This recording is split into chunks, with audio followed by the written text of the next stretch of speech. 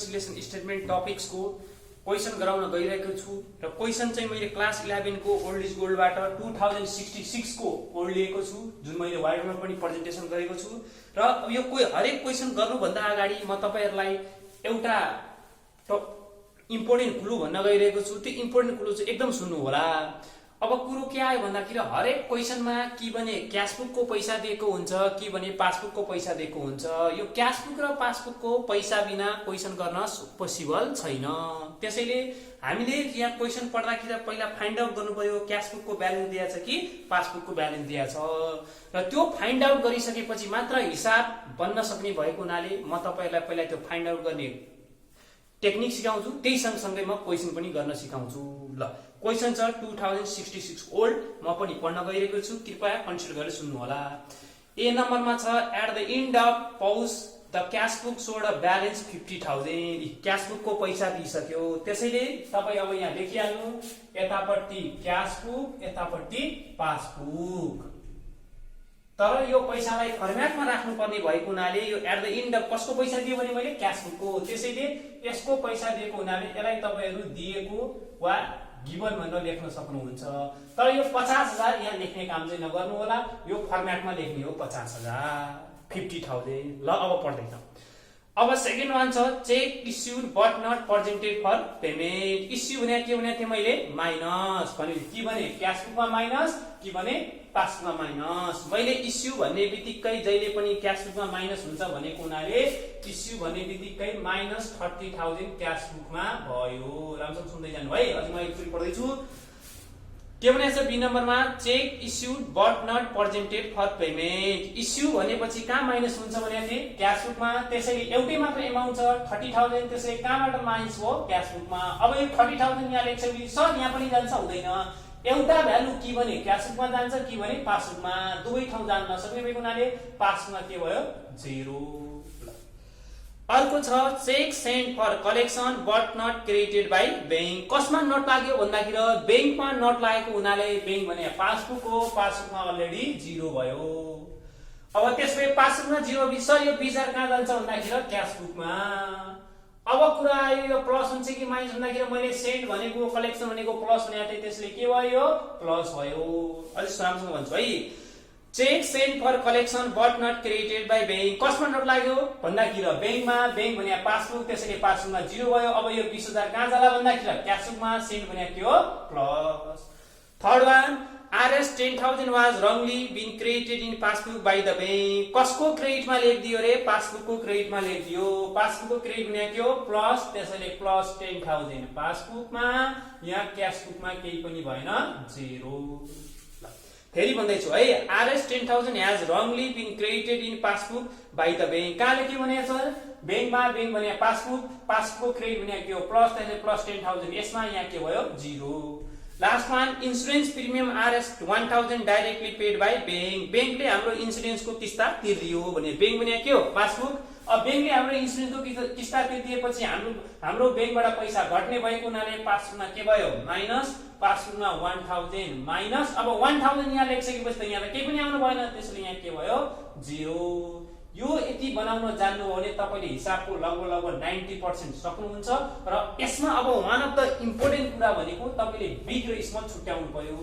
यो दुईटामा कुन बिग कुन स्मल, यो के भयो बिग, यो के भयो स्मल, छुट्याउने है बिग स्मल पनि। यो दुईटामा कुन भयो, यो के भयो स्मल, यो के भयो बिग।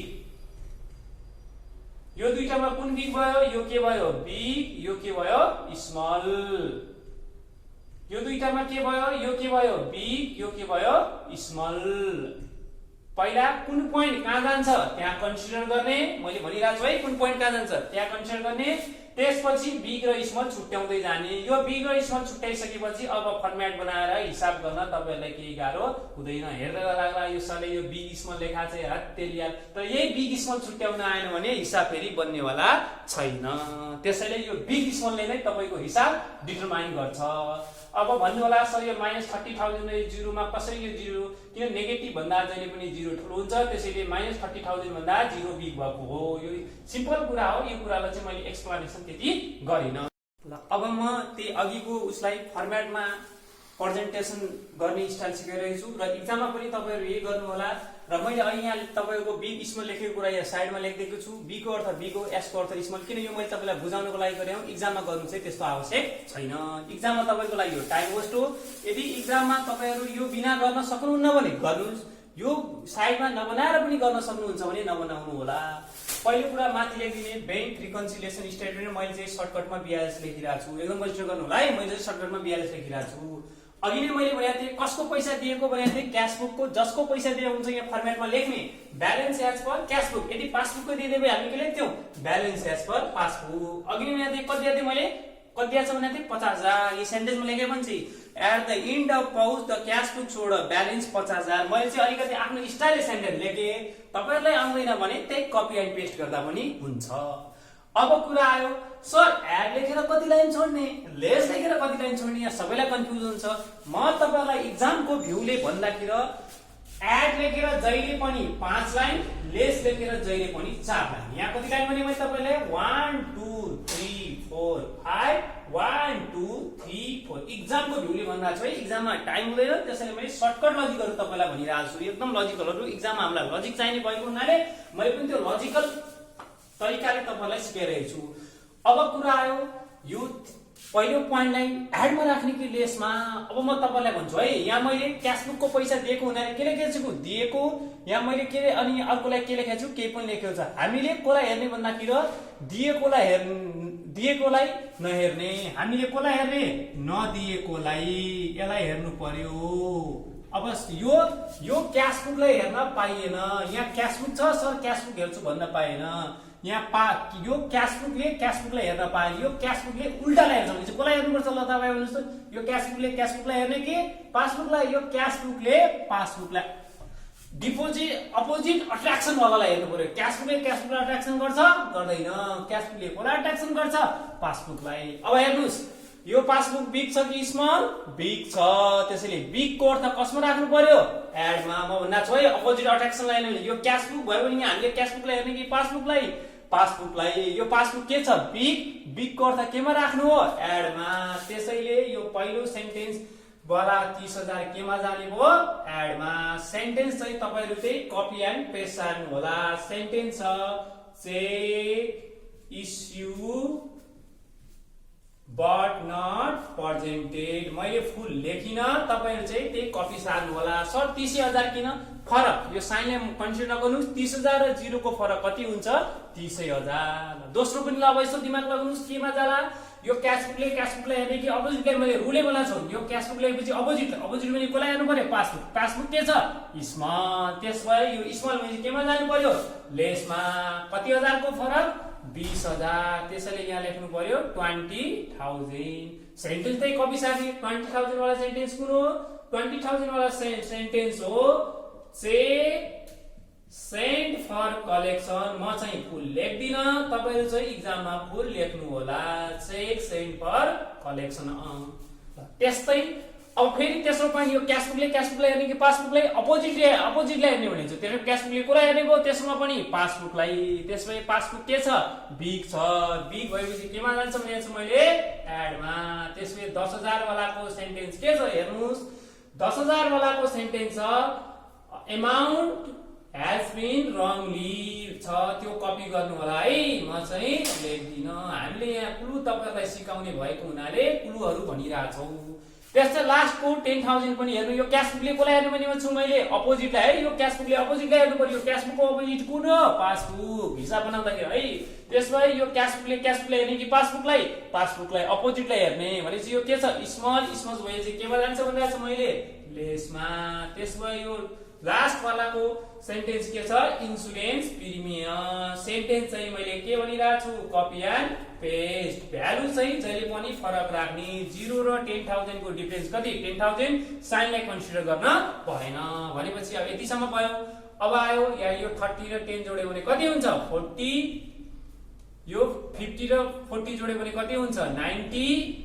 यो 90 बाट यो 20 र 10 जोड्यो भने कति हुन्छ 30 अब त्यसपछि यहाँ कति आउने भयो अब यो कति आउने भयो ल भन्नुस् त तपाईहरु आफै यो आउने भयो ओ सरी है यो 1000 मैले यहाँ 10,000 लेख्न पुगेछु 1000 रहेछ 20 र 1 जोड्यो भने कति हुने भयो 21 है, यो 1000 मात्र रहेछ, मैले 10000 लेखेको छु भनेपछि अब यो कति हुने भयो 69000। यो 90000 बाट 21000 सबट्र्याक्सन गर्यो भने कति हुने भयो 69000। अब यहाँ क्यास बुक लेखिसकेपछि यहाँ के लेख्नु पर्यो ब्यालेन्स एज पर पासबुक। यदि यहाँ माइनस आयो भने ब्र्याकेट लगाउनु होला, माइनस आएन भने यहाँ ब्र्याकेट नलगाउनु होला। अब यो 40000 कसरी पाउनु होला 30 र 10 जोडेर कति 40 एकदम कन्सिडर गर्नु पर्यो। 20 र 1 जोडेर कति 21 यो एकदम कन्सिडर गर्नुस् है। मैले के भने यहाँ क्यास बुक लेखेपछि जहिले पनि कता पट्टि हेर्ने हिसाब गर्दाखेरि पासबुक यो क्यास बुक लेखेर यहाँ क्यास बुक हेर्न पाएन, यहाँ पासबुकलाई हेर्ने यो अनि यो अपोजिटलाई हेर्दै बिग भए एडमा स्मल भए लेसमा। अब यतिको गरेछौ यो एउटा हिसाब हो भने तपाईहरुको अरु हिसाब पनि यो सिम्पल प्याटर्नको हुन सक्छ र तपाईले यसो आफुलाई एकदम ट्राई नै गर्ने मन छ भने त्यस्तै सिम्पल प्याटर्नको म हिसाब तपाईलाई एउटा यहाँ व्हाइट बोर्डमा लेखिदिन्छु। त्यो हिसाब तपाईले यदि गर्न सक्नु हो भने तपाईले बैंक रिकन्सिलिएसन स्टेटमेन्टको लगभग सबै क्वेशन कन्सिडर गर्न सक्नुहुन्छ। 61 मात्र लेखेको क्वेशन नम्बर 61 मात्र लेखेको वाला क्वेशन गर्नु होला। यदि यो क्वेशन तपाईले गर्न सक्नु हो भने यो च्याप्टरको लगभग बेसिक फन्डामेन्टल कुरा तपाईले बुझ्नु भयो। यति हो ल अहिले। अब हामी त्यही बैंक रिकन्सिलिएसन स्टेटमेन्टको सेम प्याटर्नकै क्वेशन एचएससीबी क्लास 11 को 2016 को क्वेशन गर्न गइरहेका छौं। क्वेशन गर्नुभन्दा अगाडि म तपाईलाई यो क्वेशन पढेर सुनाउँछु। क्वेशनमा फलोइङ इन्फर्मेसन इज गिवन भनेको छ bank balance as per passbook 31 first Chaitra 2060 22000।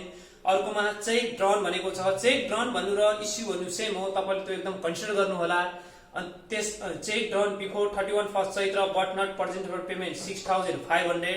अर्को भनेको छ bank charge debited on passbook only RS 600।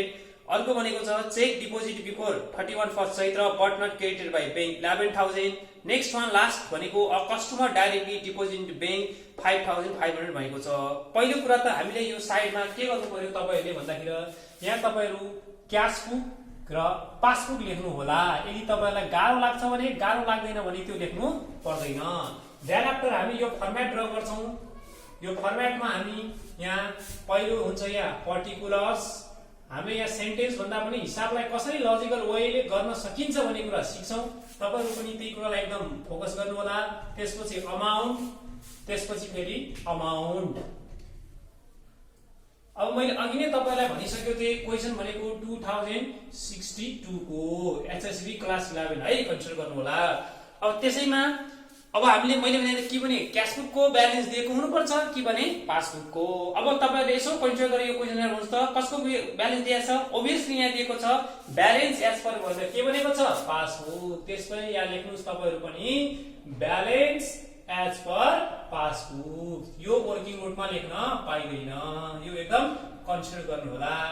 कति दिएको छ भन्दाखेरि हामीहरुलाई 22000। अब मैले के भने चाहिँ एड लेखेर कति लाइन एकदम सिम्पल लजिक एग्जामको लागि 5 लाइन 1 2 3 4 5। लेस लेखेर कति लाइन एकदम सिम्पल लजिक 1 2 3 4। त्यसपछि फर्मेट बन्द। माथिपट्टि जे लेख्नु भएको छ त्यही लेख्ने, तर त्यसलाई उल्टाउने भने त्यही भनेपछि यहाँ के लेख्नु पर्यो यसो कन्सिडर गर्नुस् ब्यालेन्स एज पर के लेख्नु पर्यो क्याश पासबुक को साथ उल्टो के हुने भयो अब क्याश बुक हुने भयो। ल एकदम है। पासबुक को ब्यालेन्स कति दियो 22000। एड लेखेर एभ्री क्वेशनमा कति भने मैले एक्जामको फोकसको लागि हो यो 5 लाइन। लेस लेखेर कति भने 4 लाइन। यहाँ जे लेखे चाहिँ कपी एन्ड पेस्ट, तर यहाँ पासबुक लेख्नु हुँदा यहाँ के लेख्नु पर्यो क्याश बुक। अब हामी यहाँ एड र लेस छुट्याउन लाग्नु पर्छ। यो एड र लेस छुट्याउन जानिहाल्यो भने तपाईको क्वेशन लगभग तपाईले जानिहाल्नुहुन्छ। अब पढौं। Cheque drawn. चेक ड्रन भन्नु र इस्यु भन्नु सेम भनेको थिए। इस्यु भनेपछि कहाँबाट माइनस हुन्छ भने चाहिँ मैले क्याश बुकबाट एउटै एमाउन्ट हो भने एक ठाउँ लेखिन्छ। त्यसपछि ओब्भियसली यो कहाँबाट लेखिने हो क्याश बुकमा -6500। अब एउटै एमाउन्ट छ -6500 यहाँ लेखिसकेपछि अब यहाँ के हुन्छ हुँदैन। त्यसपछि यहाँ के हुने भयो 0। ल अर्को बैंक चार्ज। चार्ज भनेको के भनिसकेको थिएँ मैले माइनस, तर कहाँ हुन्छ भन्दाखेरि पढ्दै जानुस्। बैंक चार्ज चार्ज भनेको माइनस, कहाँ माइनस भन्दा छ डेबिटेड अन पासबुक। चार्ज कहाँ चार्ज हान्यो भन्दा छ पासबुकमा। पासबुकमा चार्ज हान्नुको मतलब चार्ज भनेको के हो -600। यहाँ के हुने भयो 0।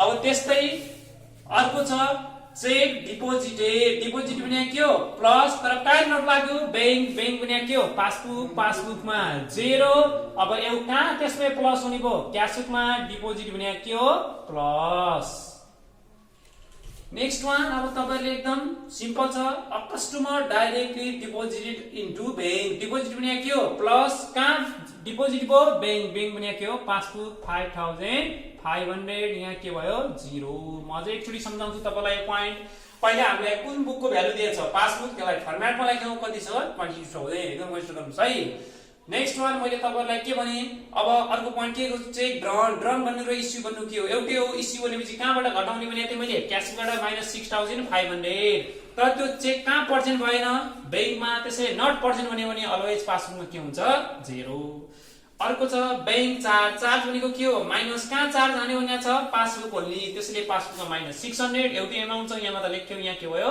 0 त्यो पनि क्लिन छ सेन्टेन्स अर्को छ cheque deposited before 31 first Chaitra but not credited by bank कसमा नट लाग्यो बैंक बैंक भने के हो पासबुक पासबुकमा 0 क्यासबुकमा कति भयो 11000 डिपोजिट भने के हो plus next one customer directly deposit into bank भनेपछि कस्टमरले कहाँ गएर डिपोजिट गर्यो डिपोजिट भने प्लस कहाँ गएर डिपोजिट गर्यो बैंकमा त्यसै बैंक भने के हो पासबुक 5500 अब फेरि बच्चाको खेल कति मजाले छ ठुलो सानो छुट्याउने यो -6500 र 0 मा कुन बिग दिस इज स्मल अब अरु मैले सम्झाउन आवश्यकता देख्दिन त्यसैले मैले सुइसी लेख्दै जान्छु this is big this is small this is big this is small this is small this is big tag पारेर अब तपाईले मैले यहाँ हेर्ने भन्दा छ यहाँ तपाईले पासबुक लेख्नु हो भने यहाँ सर पासबुकमा हेर्छु भन्न पाइदैन अपोजिट रियाक्सन त्यसपछि यहाँ कहाँ हेर्ने क्यासबुकमा त्यसपछि ल हेर्नुस्